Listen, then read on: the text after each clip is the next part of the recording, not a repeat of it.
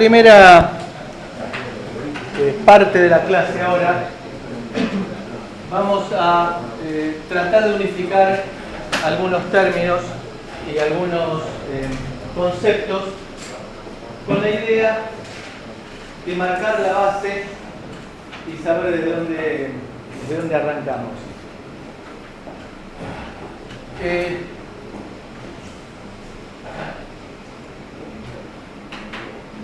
Hace muchos años, hace como ya más de 40 años, hubo una empresa que modificó lo que era la estructura de diseño de los sistemas digitales.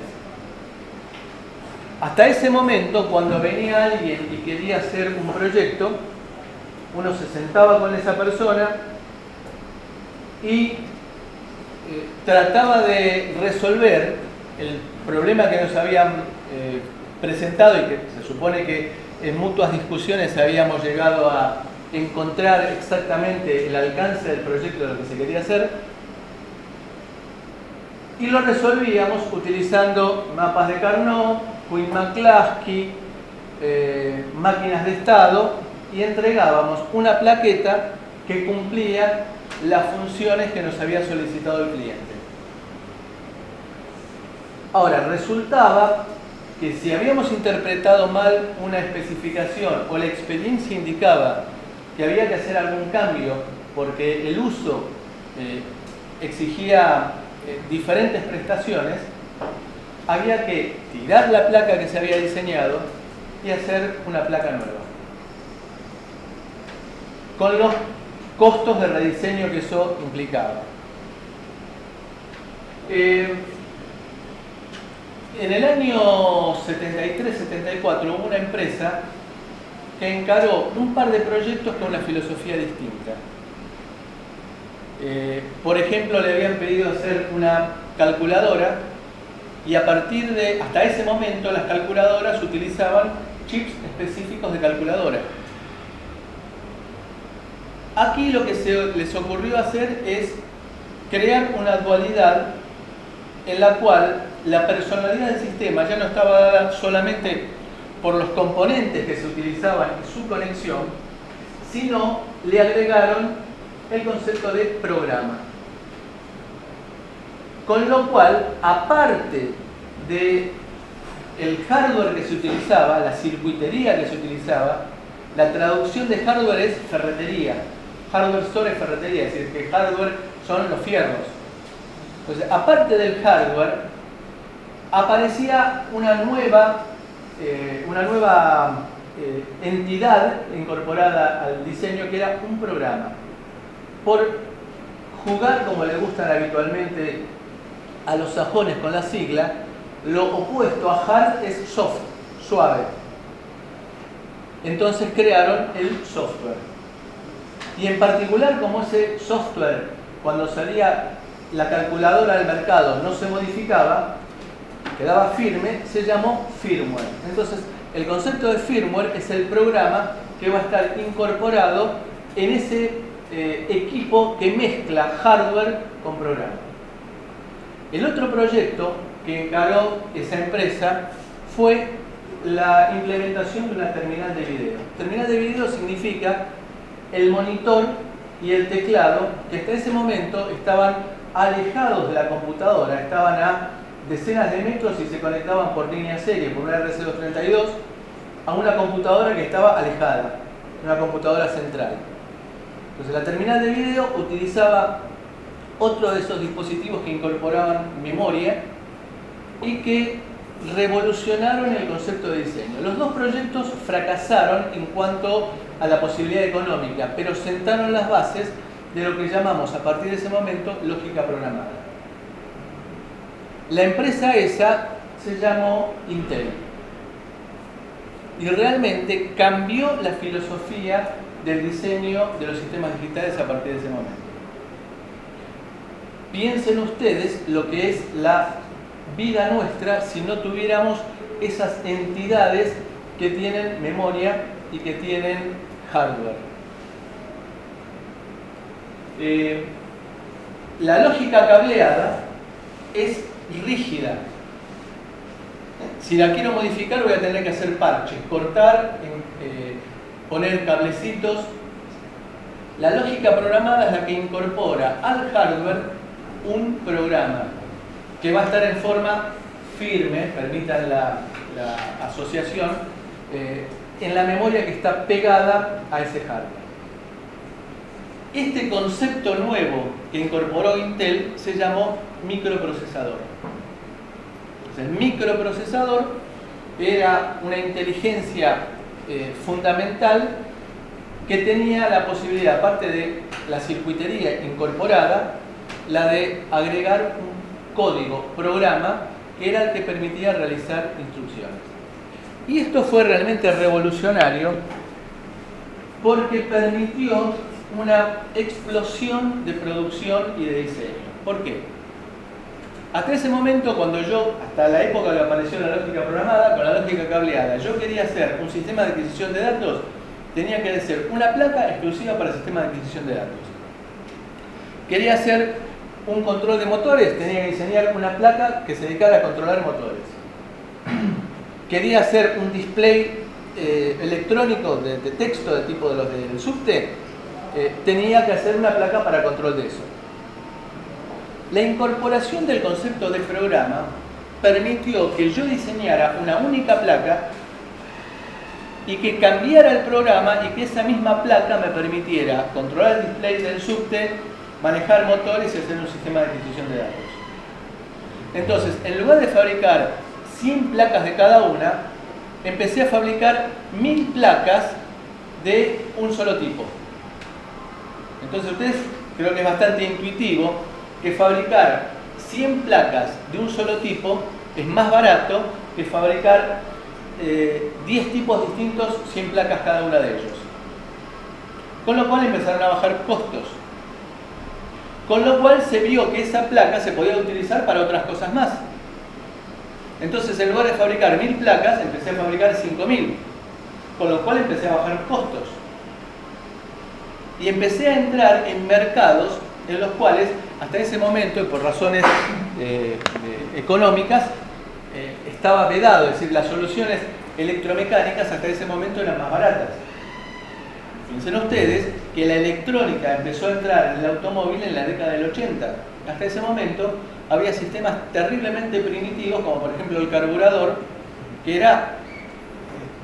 Ustedes no se pueden imaginar lo que era cuando un carburador se empezaba a ensuciar.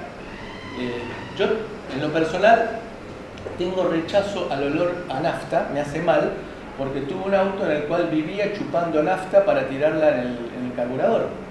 Es decir, era terrible. La electrónica, a partir de la década del 80, empezó a entrar en el automóvil. ¿Por qué? Por el tema costos. Entonces, en lugar de fabricar 5000 placas, mandé a fabricar 50.000, con lo cual bajé notablemente los costos. Piensen ustedes que el microprocesador, el primer microprocesador comercial que apareció en el mercado, del 80-80, tenía un precio de venta de las primeras épocas, años 74, de $420. Traducido al día de hoy sería más o menos $2000. La primera PC, que es de museo nada más, costaba más de $2000. ¿Qué pasó? La evolución, la producción hizo de bajar costos. Aprender a mejorar los procesos de fabricación permite bajar más los costos. Entonces, rubros en los cuales era inimaginable poner electrónica, empezaron a tener electrónica. Por ejemplo, los controles de los motores de ventanilla de los automóviles actuales tienen cada uno de ellos una pequeña microcomputadora que lo que hace es medir la corriente del motor. Cuando el motor llegó al tope superior o al tope inferior, al frenarse aumenta la corriente, ¡pum!, se corta automáticamente. Hasta ese momento, lo que se utilizaba en el automóvil eran microswitches, con lo que significaba que el microswitch se ensuciaba, empezaba a hacer falso contacto y no era confiable. Bien, se logró bajar costos de manera que yo pueda poner un chip que cuesta menos de $1 para controlar la subida y bajada de las ventanillas. Hoy en día son muy pocos los automóviles que siguen teniendo, los de muy bajo prestaciones y costo, que tienen la manivela para bajar ventanillas. Porque estamos hablando de montos muy pequeños para incorporar electrónica. Eso fue lo revolucionario que produjo la introducción de la lógica programada. Hoy en día no tenemos rubro de la vida cotidiana en la cual no imaginemos que haya una microcomputadora en un solo circuito. Como la palabra microcomputadora en un solo circuito, como la frase es muy larga, en lugar de hablar microcomputadora en un solo circuito, vamos a llamarla microcontrolador. Entonces, el microcontrolador es el microprocesador, la unidad central de proceso, más memoria de datos, más memoria de programa, más un montón de agregados que van a ir apareciendo después con el requerimiento. Entonces, tenemos la unidad central de proceso o microprocesador, que tiene una unidad aritmético lógica y una unidad de control. La unidad de control es equivalente a lo que sería manejar el sistema de vías entre, por ejemplo, Buenos Aires y Rosario. Cuando nosotros en la estación Retiro tenemos todo un montón de andenes. Esos andenes convergen en dos vías, una para cada sentido. Entonces tendré que manejar los cambios de esas vías para que el tren que sale rumbo a Rosario encaje en la vía que me permite ir para el lado de Rosario. Eso se va a encargar la unidad de control, que a su vez también se va a encargar de, cuando llega a Rosario, decirle desviarlo para que vaya al andén número 2 y que de esa manera manejo los cambios a distancia como para llevarlo al lugar que yo había prefijado. Entonces, esa es la función de la unidad de control. La unidad aritmético-lógica es más o menos la que ustedes vieron en Digitales 1. Vamos a tener circuitos de comunicación con el mundo exterior que se llaman interfaces, lo que llamaríamos hoy puertos de entrada-salida, y vamos a tener memoria semiconductora. Esta memoria semiconductora va a constar de memoria semiconductora de código y de datos. En la memoria de código vamos a almacenar programas, en la memoria de datos vamos a almacenar variables. Lo importante es que la memoria de código es más o menos inalterable, la memoria de datos es escribible. Nosotros nos vamos a orientar, a encaminar a sistemas dedicados, sistemas en tiempo real.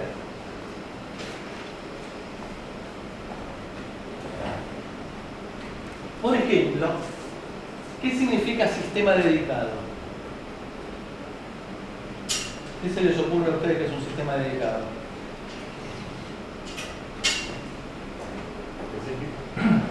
¿No? Aclárenmelo un poquito más. Que solamente sirve para hacer una función y hace eso. Es decir, por ejemplo, ¿una PC es un sistema dedicado? No. ¿Por qué? Porque la PC la puedo usar para navegar por internet, para escribir una carta en Word, para diseñar un circuito impreso usando el KiCad.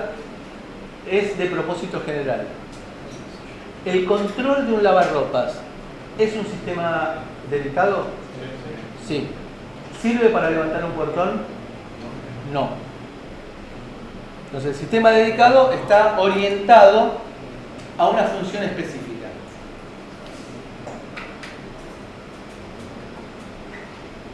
¿Y qué significará sistemas en tiempo real? Piensen lo que van a decir. Dependen de lo que está pasando en el momento. O sea, ¿Qué significa en el momento? O sea, no está todo dentro del código que yo le bajo, dentro del programa que yo le bajé al micro, sino que lo que actúe va a depender de agentes externos que pueda suceder en cualquier momento. Pero está bien. Que interactúe con el mundo exterior es obligatorio. Todo tiene que interactuar con el mundo exterior. Pero, ¿qué significa en tiempo real?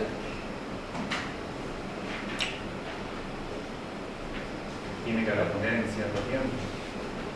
Tiene restricciones de tiempo, exactamente. Por ejemplo, el airbag del automóvil. El airbag del automóvil tiene que responder en 50 milisegundos. 50 milisegundos más o menos 5 milisegundos, en ese entorno. ¿Por qué? Porque si actúa en menos tiempo, uno diría, no, que actúe en 2 milisegundos. Si actúa en 2 milisegundos, el infortunado que necesita la acción del airbag se va a encontrar con el airbag totalmente inflado, es como si fuera una piedra. La idea del airbag es que por acción de un choque, el pasajero se ve impulsado hacia adelante por inercia y el airbag que se está inflando lo tira para atrás. Por supuesto, junto con el cinturón de seguridad, ¿no es cierto? Entonces, no puede ser un tiempo demasiado pequeño porque el airbag totalmente inflado es una piedra, ni tampoco puede ser un tiempo demasiado largo porque si tarda 2 segundos en inflarse, el fulano pasó por el parabrisas. Ese es el concepto de tiempo real. Es decir, es en el cual el tiempo forma parte de los parámetros de diseño. Es decir, ya no tengo que entregar tanta tensión, tanta corriente, sino tendré que entregar tanta tensión, tanta corriente en un cierto tiempo.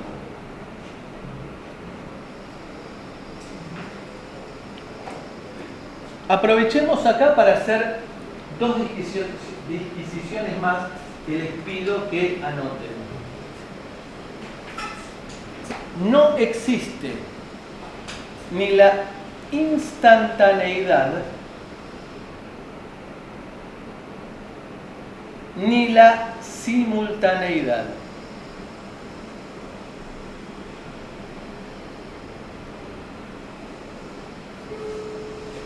A ver, ¿qué querrá decir esto?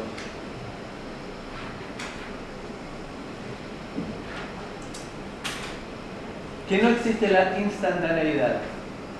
Las cosas no se ejecutan justo cuando yo digo que se ejecutan. ¿Cómo? Las cosas no se van a ejecutar. Algo no se, una función no se va a ejecutar en el exacto momento en el que yo le diga. Siempre va a haber un delay. Es decir, que no existe el tiempo cero. Claro. Y la simultaneidad, Las funciones no se van a ejecutar en el mismo momento. o que 2 señales no van a cambiar exactamente en el mismo momento, sino que si uno agarra un osciloscopio con el suficiente poder de discriminación, va a ver que las 2 señales que yo pensé, los 2 escalones que yo pensé que eran simultáneos, voy a ver que va a existir algún desfasaje que podrá llegar a ser de picosegundos, pero la simultaneidad no existe.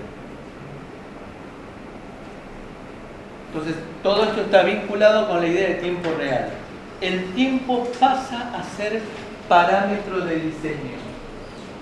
Cuando yo tengo que diseñar el airbag, no voy a diseñar un circuito que me infle una bolsa y ver cuánto tiempo responde, sino que lo voy a diseñar haciendo entrar al tiempo como parámetro de diseño.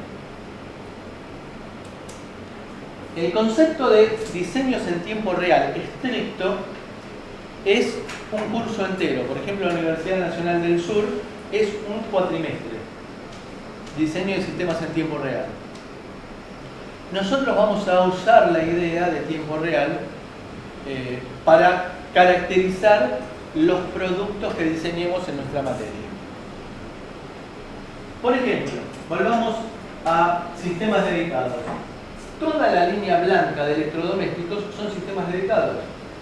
El lavarropas, que en una época tenía una caja de cambios, hoy en día ya es un motor único con un circuito que me genera una señal senoidal de frecuencia variable. Entonces, el mismo motor lo utilizo para mover el tambor y después para centrifugar. Y el último bastión de la electromecánica, que era la heladera, ya sucumbió y hoy en día tenemos heladeras inteligentes. Es decir, heladeras con electrónica, heladeras con microcontroladores. Son mucho más eficientes en el tema de manejo de energía porque pueden regular la temperatura mucho más precisamente que un sistema electromecánico y permiten bajar costos. ¿Vieron cuando uno clasifica un equipo de aire acondicionado o una heladera de acuerdo con su grado de consumo energético. Al incorporar mayor cantidad de electrónica se logra disminuir el consumo. En el automóvil, cualquier auto de calle común, no estamos hablando ni de un Audi ni un BMW, cualquier auto de calle común tiene por lo menos 5 microcontroladores dialogando entre sí. Al punto tal de que existen normas de comunicación pensadas para trabajar originariamente en el automóvil. Es decir, hay una norma que se llama CAN, Controller Area Network, CAN, que fue diseñada por la empresa alemana Bosch, que se caracteriza por hacer autopiezas para el automóvil. Y como es un ambiente tan hostil el auto, porque piensen que la temperatura de trabajo puede variar desde 10 grados bajo cero hasta 70 grados, y aparte ruidoso eléctricamente, el momento del arranque, el burro de arranque produce pulsos del orden de los 600 voltios en la línea. Por suerte está la batería, que es un bruto capacitor que lo filtra, inclusive por eso que se han puesto hoy en día ya circuitos de control de batería. Es decir, los automóviles modernos, insisto, de calle, tienen montado sobre los bordes de la batería un circuito de control de carga, porque primero para minimizar los efectos que pueden producir esos pulsos que estoy mencionando sobre la batería, y aparte para prolongar la vida útil de la batería, porque la batería tiene un componente muy peligroso que es el plomo. Entonces, cuanto más tiempo podamos alargar la vida de la batería, mejor, porque vamos a tener menos plomo por unidad de tiempo para reciclar. En el mejor de los casos se recicla, hay gente que agarra y tira la batería en el río, con la contaminación terrible que eso produce. Entonces, en el automóvil tenemos sistemas dedicados a morirnos. Los sistemas de alarma, de control a distancia, es decir, la llavecita y el control remoto de apertura de las puertas, quiere significar que también tengo algo similar para la alarma de mi casa. En los sistemas de transporte, los trenes que estamos usando nosotros en las redes urbanas tienen una cantidad de electrónica impresionante. Los anteriores trenes la tenían, lo que pasa que, por ejemplo, de 3 sistemas de control de motores que tenía cada vagón, había quedado con el tiempo funcionando uno o ninguno, y el vagón, en lugar de ser un motor, un vagón de tracción, era un vagón que era acarreado por otro vagón. Pero bueno, tiene una cantidad enorme, y no pensemos en lo que son los trenes de alta velocidad. Los trenes de alta velocidad de 350 km por hora tienen una cantidad de electrónica tal que lo permite ir flotando sobre los rieles. Y después en los sistemas de control industriales, lo que llamamos los PLC. Estos dispositivos lo que me permiten a mí es, por ejemplo, controlar una extrusora de plástico. La extrusora de plástico es una máquina electromecánica, neumática, que me permite, por ejemplo, hacer baldes, o hacer palanganas, o hacer cucharitas. Es decir, se tiene una matriz, se junta esa matriz, se le inyecta plástico en granitos, que se llaman pellets, y hay un sistema programado que dice: le voy a aplicar tantas atmósferas de presión a tal temperatura durante tanto tiempo, y después le inyecto aire frío para que lo pueda despegar, y ya tengo hecho un balde. Bueno, esos son sistemas secuenciales en los cuales voy a tener incorporados sistemas dedicados. Hoy en día los PLC se hacen con microcontroladores. Los sistemas embedded es un término que se empezó a utilizar en inglés hace unos 15 años más o menos. La primera traducción que se le dio fue empotrados, es la traducción directa. Suena medio feo por otro lado. Entonces, se admitió, aún por la Real Academia, el término embebidos, en la traducción de embedded. ¿Y qué quiere decir en definitiva? Sistemas que están manejados por un microcontrolador o por una FPGA o por alguna otra alternativa. Son sistemas que están basados en dispositivos digitales programables. Son reactivos en tiempo real. Suena impresionante esta frase, ¿no? Ustedes imagínense utilizarla un sábado a la noche como herramienta de seducción.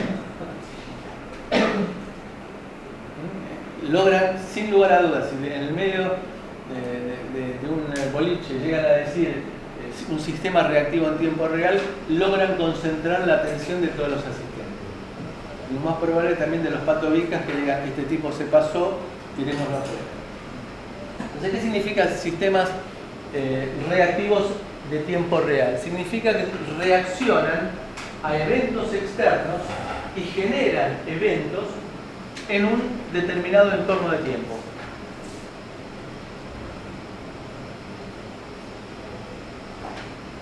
Es decir, que reaccionan a eventos externos.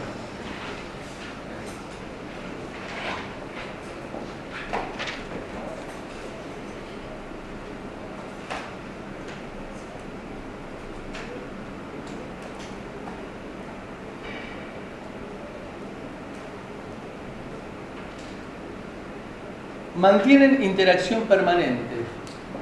Vale decir que son el tipo de sistemas que uno diría que actúan los 365 días del año, las 24 horas. Es decir, mantienen interacción permanente. Están permanentemente atentos a lo que suceda en el mundo exterior y buscan tomar acciones en base a ello.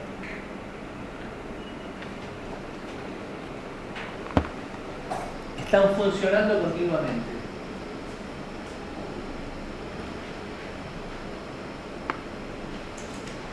No admiten descanso.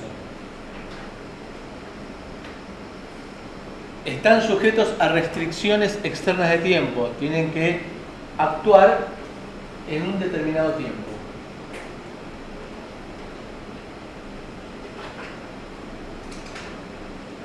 Y aparte, pueden llegar a realizar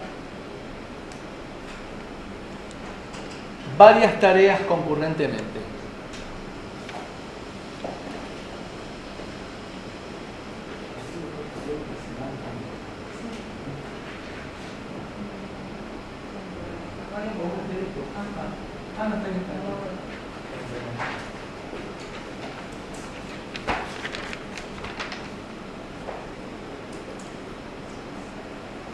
Un caso de sistema embebido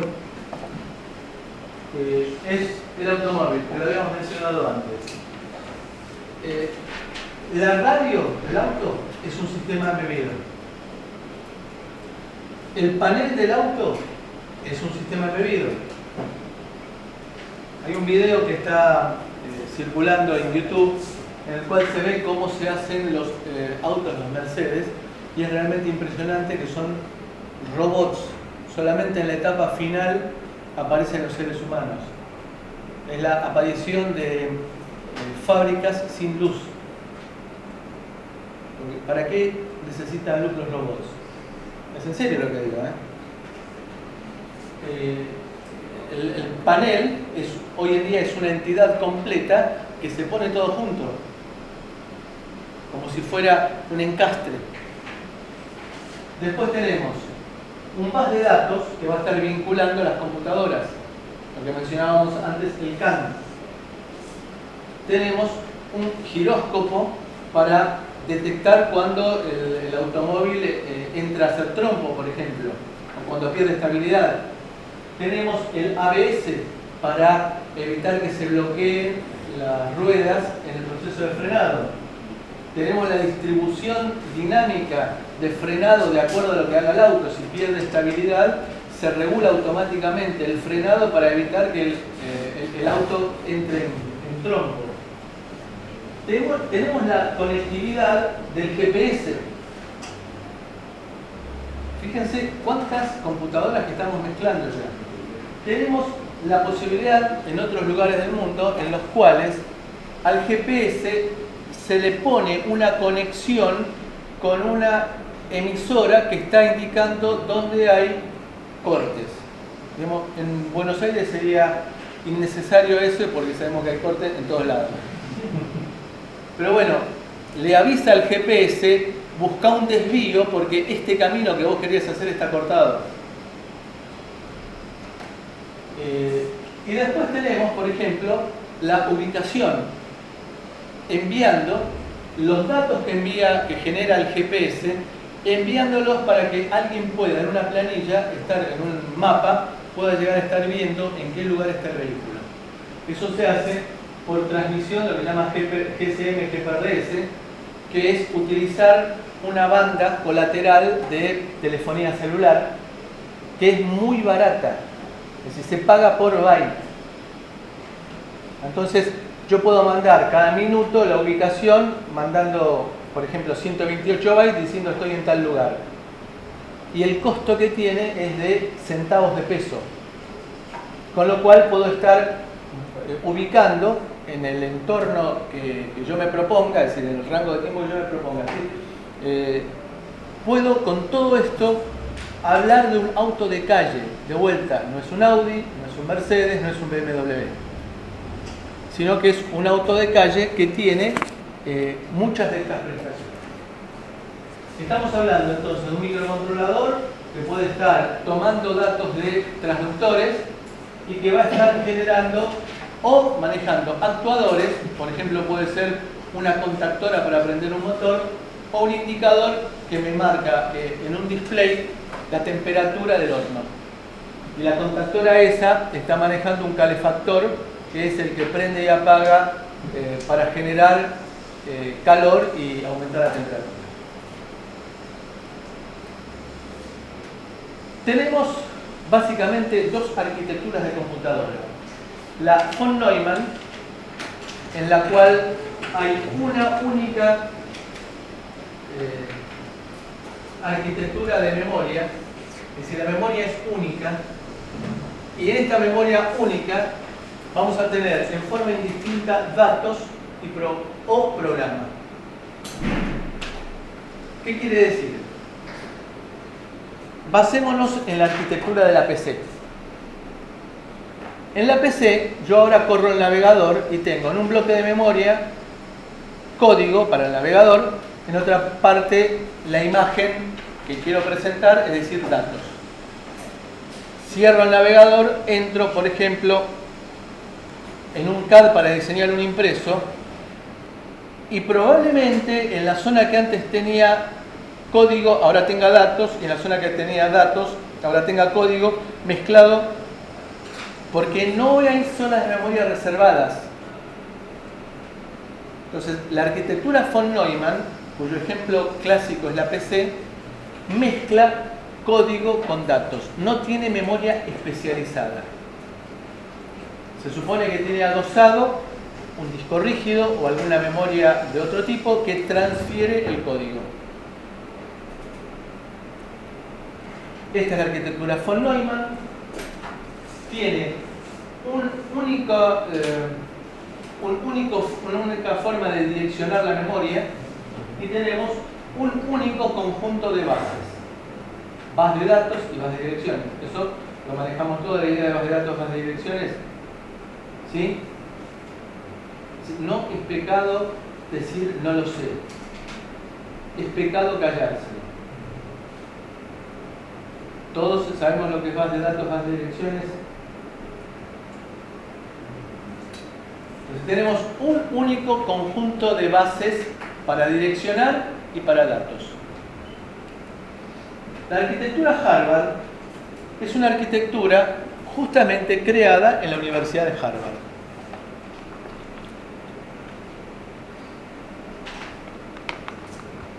Tenemos mapas separados de direcciones, de datos y de código. Y tenemos bases distintos para direccionar y enviar datos a la memoria de código y a la memoria de datos.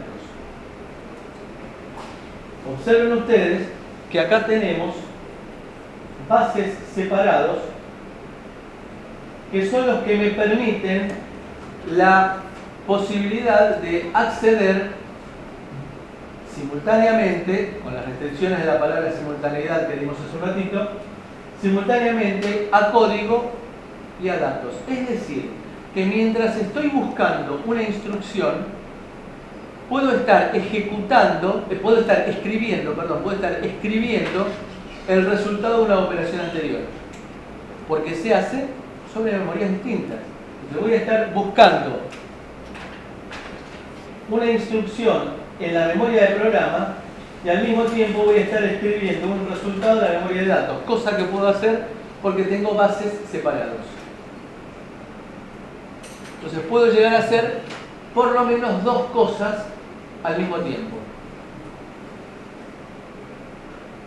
lo cual me permite acelerar el proceso de ejecución. La mayor parte de los microcontroladores utilizados hoy en día en la vida cotidiana tienen arquitectura hardware.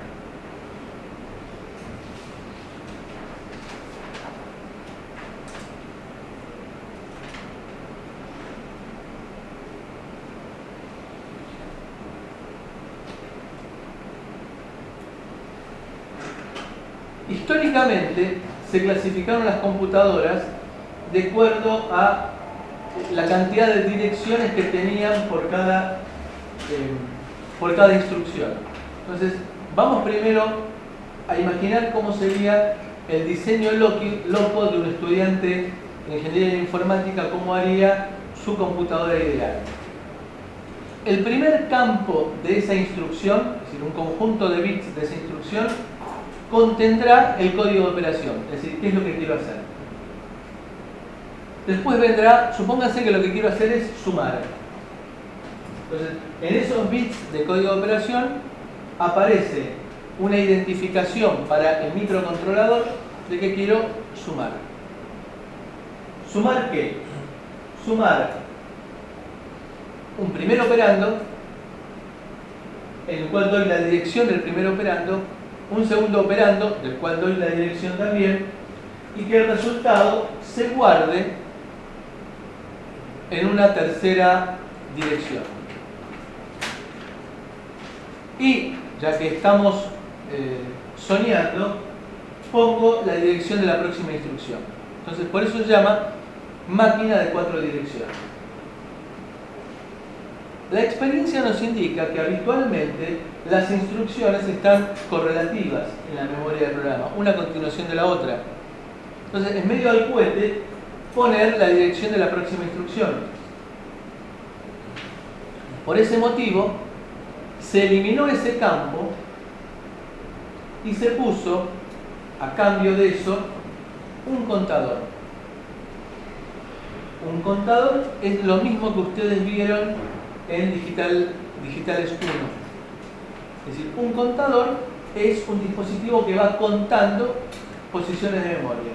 Entonces, cuando ejecuto una instrucción, automáticamente quedo apuntando a la próxima instrucción. Es decir, que la máquina de 3 direcciones tendrá las direcciones de los operandos y del resultado, y me aparece un contador que llamaré contador de programa o puntero a instrucción, instruction pointer. Lo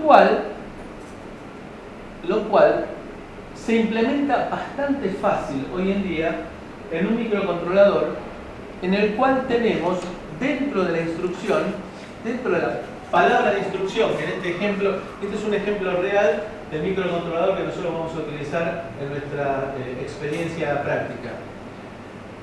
Todas las instrucciones van a tener 32 bits, en los cuales tendré campos de bits reservados para seleccionar registros. Registros son, de vuelta, el mismo concepto de registros de digitales 1. En este caso sería el equivalente de posiciones de memoria adentro del microcontrolador que me permiten apuntar al primer operando, al segundo operando y al resultado. Entonces acá voy a utilizar un conjunto de bits para decir qué registro es el primer operando, qué registro es la dirección del segundo operando y en qué registro va a estar la dirección del resultado. En este caso son campos de 4 bits, por lo tanto con 4 bits tengo la posibilidad de seleccionar 1 en 16, es decir que voy a tener 16 registros que me van a permitir apuntar a operandos. ¿Está claro hasta aquí? Con lo cual estamos diciendo, nosotros vamos a trabajar con arquitectura Harvard, entre paréntesis modificada, vamos a ver por qué, y que va a ser una máquina de 3 direcciones.